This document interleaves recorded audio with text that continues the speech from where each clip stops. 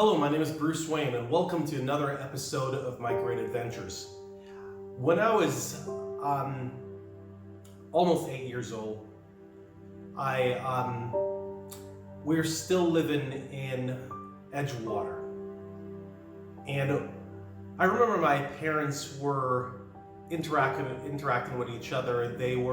Seemed like they weren't getting along because I heard them kind of arguing with each other. Not to say if you don't have 5 kids, then that you wouldn't be arguing about something, especially 4 boys. And my mom went on vacation to the United States.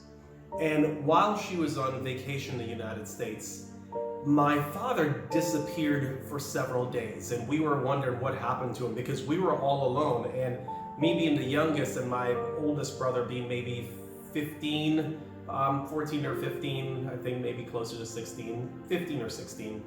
And so we were wondering, well, where did Dad go? Because we're alone.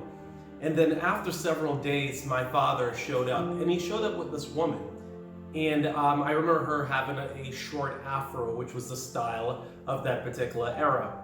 And my brother said, "Oh, that's Daddy's girlfriend." And that didn't really make any sense to me because, Mom was on vacation in the US.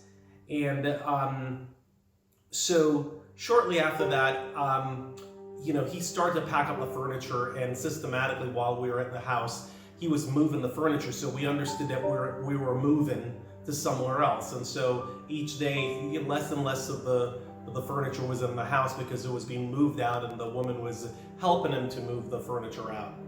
I remember very distinctly this because it was my 8th birthday, and by the time they got to my crib, and yes, in Jamaica, even though I was 8 and didn't belong in a crib, just because you had 5 kids, it was just a matter of convenience. I could still fit in that crib. It was a pretty big size crib, I guess. And so, so I remember them selling the crib. I think I slept in the crib some of the time, but basically it's like a grown-ass man in a crib. But that was where I slept. And I remember them taking the crib and dismantling it.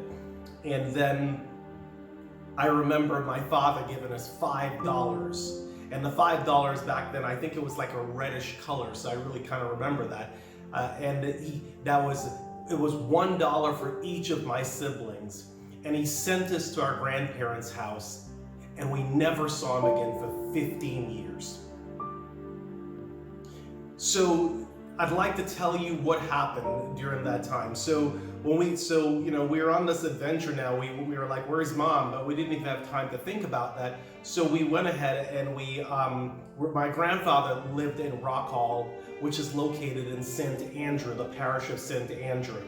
And we got on several buses to get there. And when we got there, at the time, my grandparents, just a little background on my mother's side, they were doing very well for themselves. At one point, up in Rock Hall, in that section, the family and extended family owned a lot of the property up on that mountain. It's on top of a mountainside.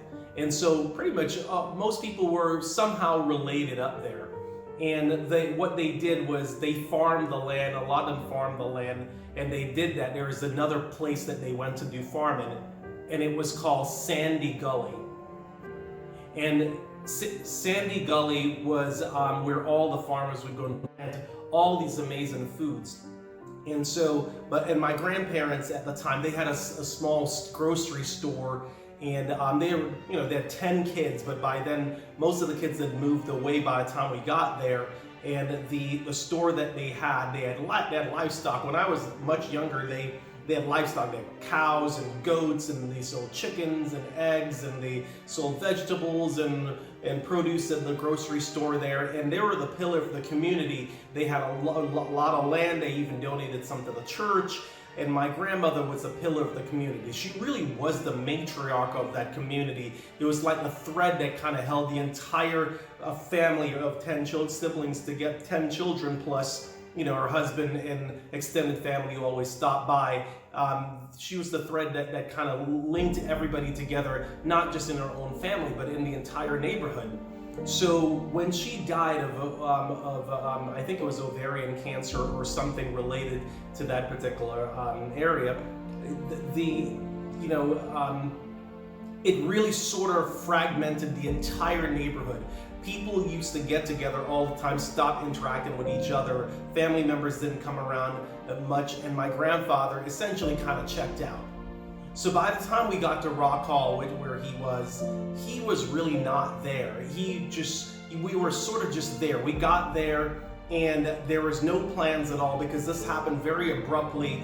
I was even unaware whether or not my mother was aware of it, because at that time, it's not like you had a cell phone or Facebook or something that you could send a quick message. It took a while. You typically communicated by letters, or maybe somebody could make a phone call, but typically it's not something that happened very quickly. And so over the next several months, we actually lived at Rock Hall. And when we got there, one thing was very obvious. There was no money for food anywhere.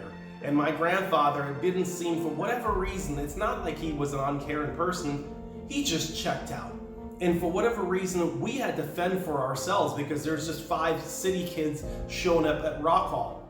And this is where the skill sets for each of us that we'd learn along the way really came in handy, because being a bunch of city kids, we got to Rock Hall, and essentially the place that my grandfather lived, just to sort of give you the layout, it was the bedroom were 2 separate bedrooms. The home was 2 separate bedrooms, and then the kitchen was the separate kind of zinc thatched kitchen with a zinc roof on it, and with a kerosene stove in there that had long stopped being used as a kerosene stove. Everything was in shambles at that point. The store was no longer there anymore. The livestock was gone, and we saw the chickens running around on the property there. The area that used to be the kitchen, like I said, was no longer working, and the area where the chicken coop was now where they were cooking. And so they were cooking by wood fire, so they had 3 rocks there, and that's how they were cooking at that point. There was no electricity there at all, and so there was no food and nothing, and we didn't know anyone, and that's how we started off at Rock Hall.